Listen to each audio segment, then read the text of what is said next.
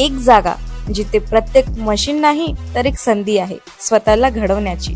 ही जागा म्हणजे Chhajed fitness club, Rahuri factory मधील सर्वात विश्वसनीय आणि हायटेक जिम।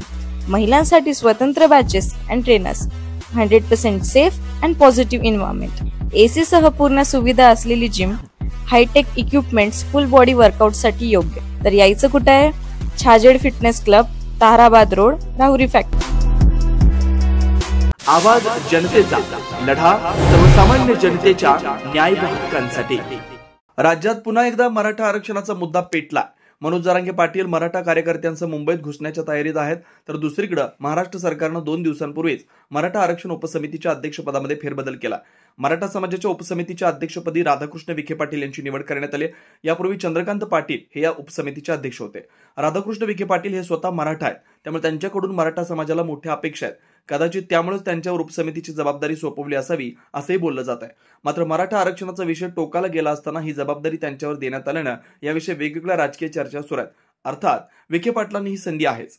आरक्षणाचा प्रश्न योग्य तोडगा काढून सुटल्यास मराठा समाजाचे नेते म्हणून राधाकृष्ण विखे पाटील राज्यभरात पुढे येणार आहेत। नवे तर मराठा आणि कुणबी हे एकच असल्याचा निर्णय झाल्यास मराठवाड्यातील घरोघरात समितीचे अध्यक्ष असलेले विखे पाटलांचे फोटो लागल्यास नवल वाटणार नाही। मात्र दुसरीकडे जर हा प्रश्न सुटला नाही किंवा मराठा समाजाला कुणबीतून आरक्षण मिळालं नाही तर मराठा समाजाचा सर्व रोष पाटलांवर येऊन त्यांचे खलनायक म्हणून प्रतिमा तयार होण्याची भीती व्यक्त होते।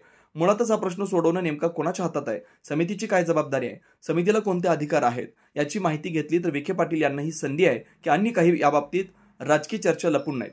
मात्र विखे पाटील हे अभ्यासू नेते आहेत। मराठा आरक्षणाच्या प्रश्नात ते संकटमोचक म्हणून देवेंद्र फडणवीस यांच्यासाठी उभे झालेत। निश्चितच ते यातून मार्ग काढणार असल्याचा कार्यकर्त्यांना विश्वास आहे।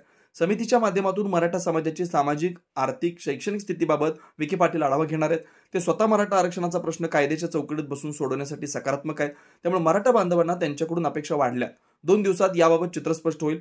27 ऑगस्ट पासून जरांगे पाटील मुंबईच्या दिशेने निघणार आहेत, त्यापूर्वी कसा तोडगा निघतो याकडे लक्ष असणार आहे। नवनवीन घडामोडी आणि सत्य बातमी पाहण्यासाठी आजच आमच्या YouTube चॅनलला सबस्क्राइब करा, शेअर करा आणि लाईक नक्की करा।